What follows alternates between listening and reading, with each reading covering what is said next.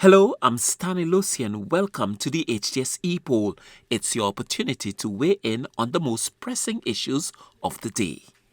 The U.S. presidential election featuring former President Donald Trump for the Republicans and Vice President Kamala Harris for the Democrats is expected to go down to the wire.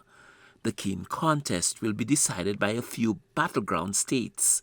The November 5th race is said to be one of the most consequential presidential contests in recent American history. So we asked, are you monitoring the presidential election closely? We took to the streets to get your opinion, and here's what you had to say. Sure, and whatever the news says, I follow it and I can see what is coming in. And I see it's bent on Camilla. And I to support her. Women voice are the biggest, so I support the women. Yes, I'm monitoring the American elections. Let's continue. So I'm saying Trump is not the right man for the job. Trump should have been an advisor to a younger man who is below the age of 65. Well, not really these days, but I am hearing about it, and I am hearing, well, a lot that I don't like. Especially President Trump. No, President Trump. You are to racist, President Trump. Yes, man, to all races. Not just blacks, not just Indians, Mexicans, but nah, man, you are racist. And I don't think you should be seated as President of the United States, Trump, because you will affect a lot of neighboring countries. For example, the Caribbean region, the Netherlands, every single little island then you will affect. So I don't think that Trump should be seated as president at all. Let the lady win. Yes, and even so, the Israel and Gaza war, the involvement in there and the one to step in. President Trump, you're trying to step into too many places and take control of too many things. Allow it to be what it is. If it can be stopped, then go ahead and stop it. Try to prevent the wars, not encourage it. You check it, encourage people to actually press heads against each other, hit their own neighbors. For what? Just because of America? Because of you, Mr. Trump? No, I disagree. Mr. Trump, you're doing too much. Okay, Mr. Trump, you are doing too much. You are causing too much tension in many islands, countries all over the world, Mr. Trump.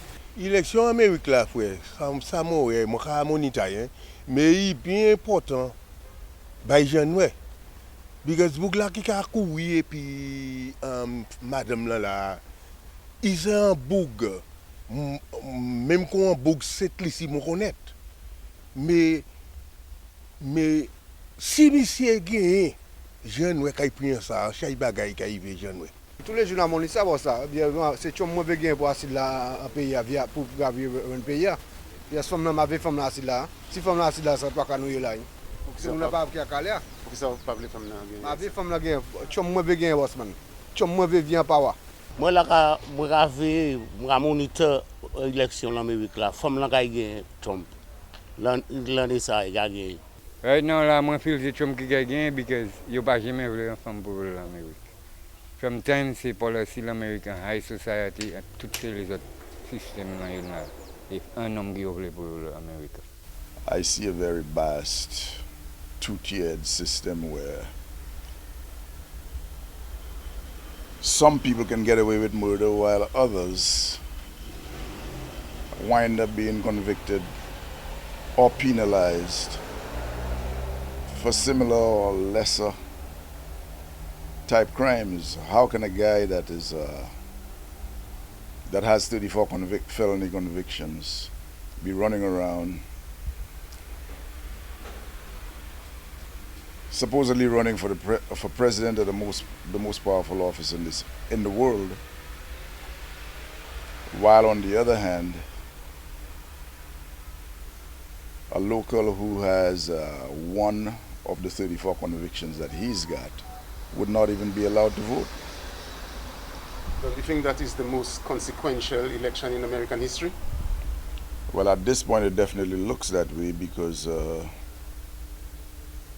man, by everything that he has said, everything that has spewed out of his mouth, has shown himself to be exactly a